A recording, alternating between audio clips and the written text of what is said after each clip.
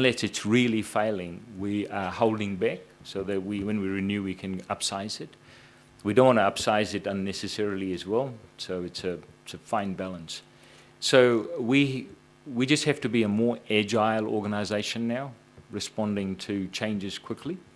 In terms of funding, we do have funds available in our asset management plan. Whether it's enough or not, only time will tell, but we believe we have got the funds. We've brought the modelling and planning capability, which we had outsourced. We've brought that capability in-house now. We're building that capability in-house so that we can be more agile to respond to these changes. But that time delay, through you, Mr. Chair, won't be a constraint on building further houses? So you No. So we never say, no, you can't build. We just say, let us know, and the time it takes to do the subdivision and getting the buildings done is the same time we, yeah. Right, wrapping it up for the session is Councillor Newman. The brief, please.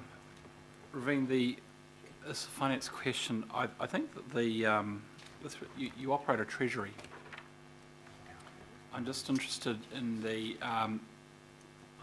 cost of your borrowings and how what sort of interest rate you're getting for your borrowings, because you're operating a treasury, so it's a relatively small treasury. But what sort of efficiency can you get, and what sort of interest rate are you being charged on the credit that you currently have? Our credit rating is one notch lower than the council's, but having said that, all of our borrowings now come directly through council. So for the last 3 years, all of our new borrowing and our replacement borrowing has been via the Auckland Council Treasury.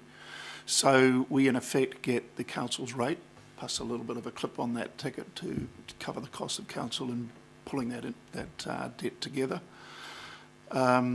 Our average cost of debt at the moment is running about 5.8, because it's not just what we borrow at today, it's also the impact of all the hedging that has been put in place, much of which was done in higher interest rate environments. So our average is about 5.8, and I think the council's is around 5.4% at the present time. But all the new borrowings that we do come direct from council and are at more favourable rates than we would get in our own account. Okay, thank you. Which was moving from BBB to AA.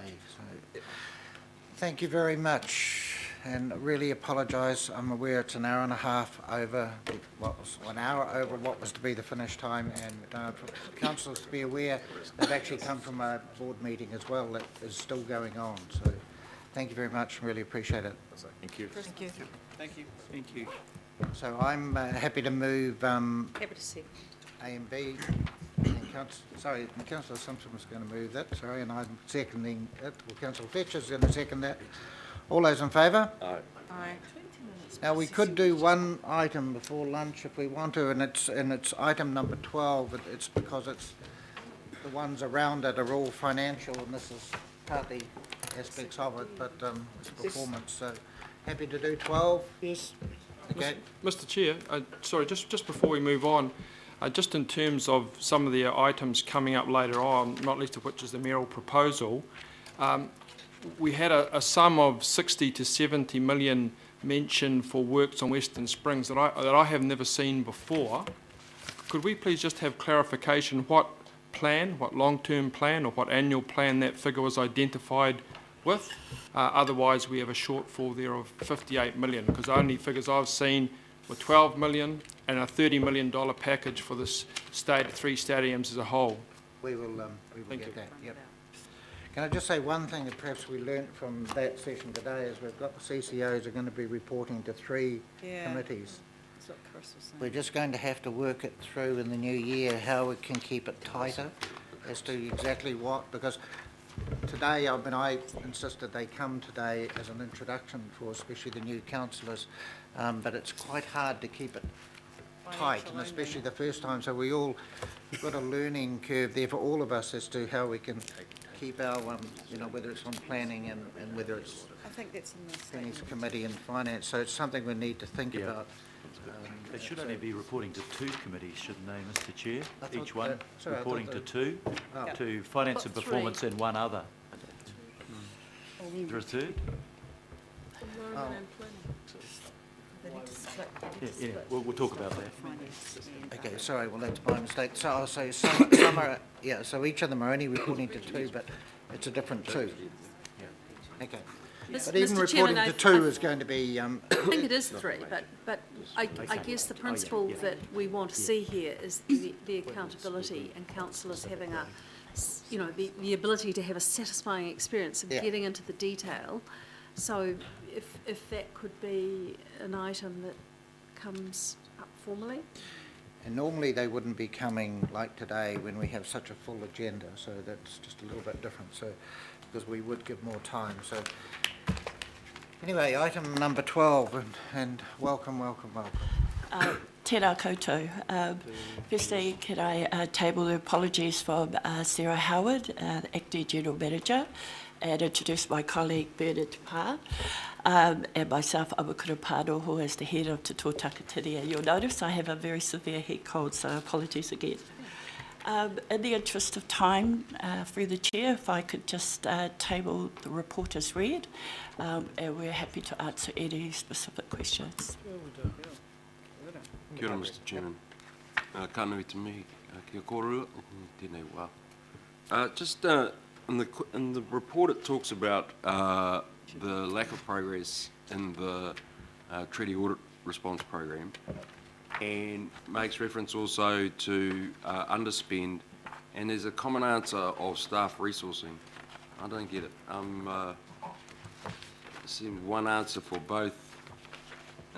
Is it all about Te Waka Hangamua and its staff resourcing, or is it about the council as a whole not being able to deliver on its treaty audit response program?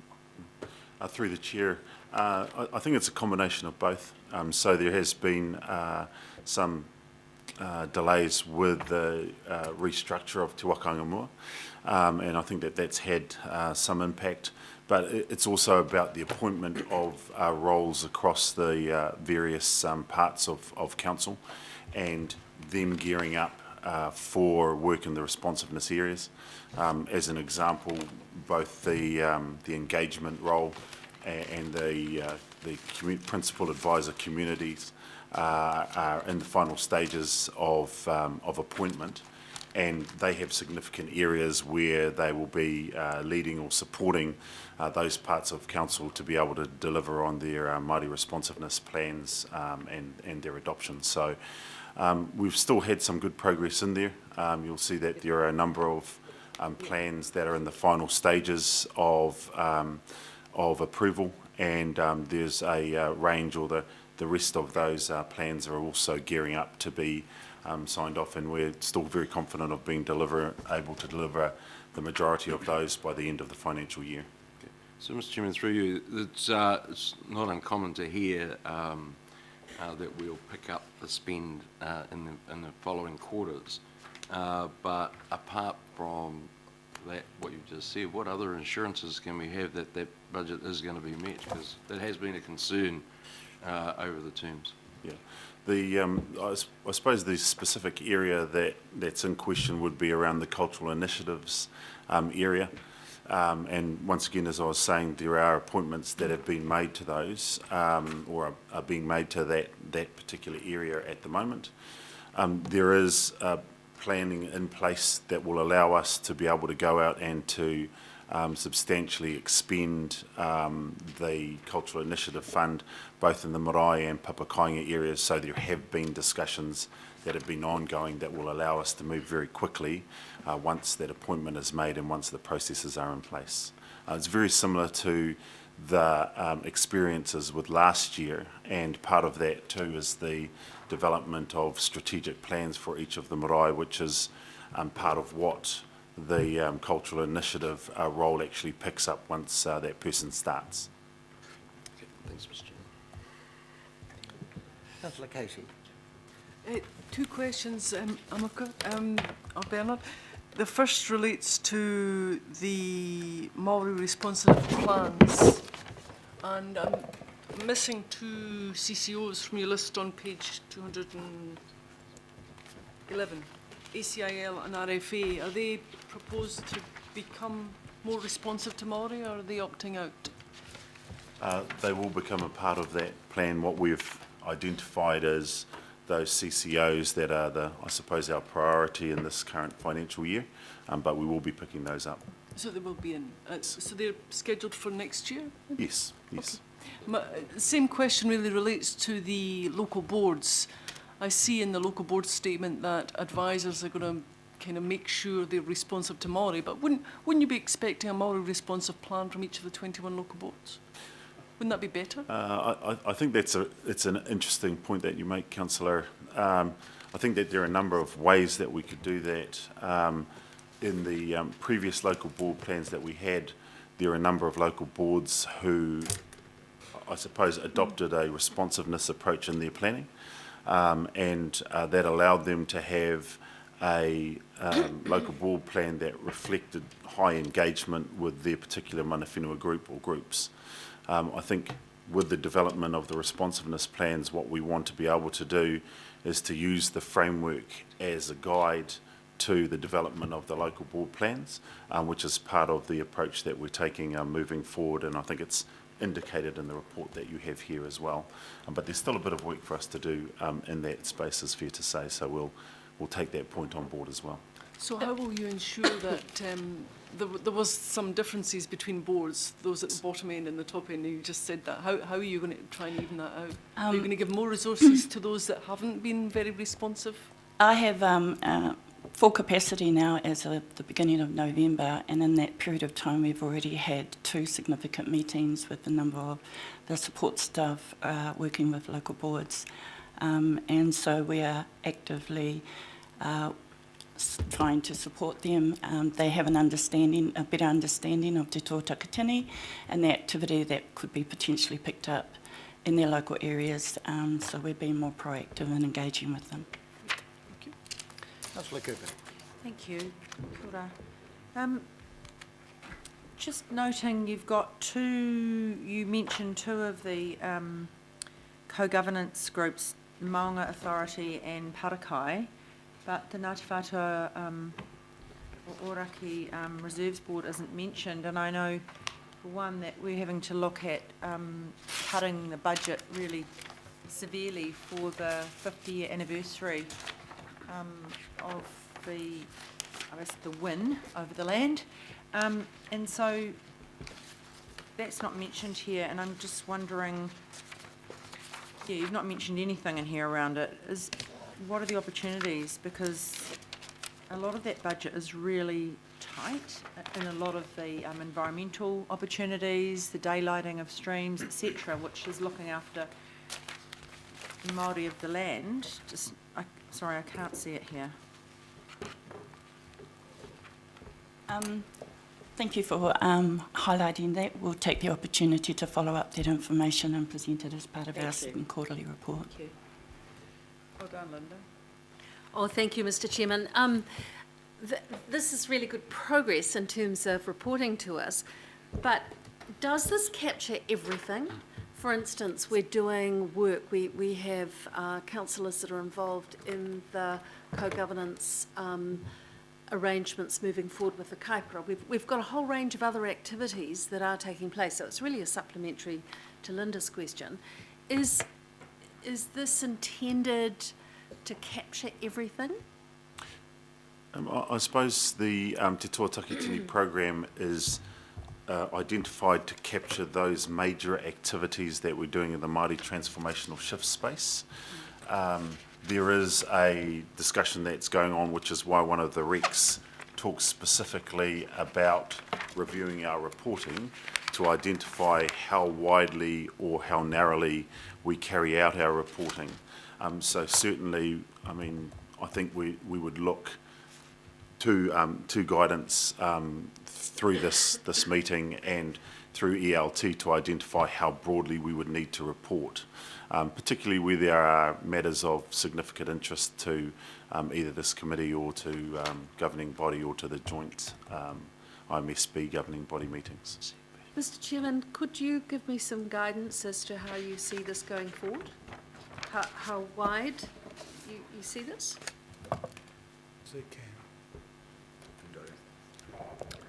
Yeah, look, I think through you, Chair, you might remember when we did the LTP, there was, I think we agreed to disagree with the IMSB about whether co-governance was in fact a Māori transformational shift or simply reflected post-treaty settlement business as usual. And we've left the post-treaty settlement business as usual to be reported through the other mechanisms that those bodies already have, a la the Mona Authority as a good example. So we're trying hard to remove the duplication in the reporting, and that's what will drive ELT unless we hear something different from this committee and or the IMSB and governing body. Well, Mr. Chairman, I wonder whether Phil can give further assistance on this. I, for one, would like greater clarity so that when we get this information, it's really clear to me. These are the initiatives that council and ratepayers are funding in terms of transformation. What would the next progressive step therefore be? Through the chair, I was coming forward to essentially say what Stephen's just said. The tension, I believe, from the IMSB's viewpoint was the co-governance costs being considered as part of the expenditure towards transformation outcomes. So leaving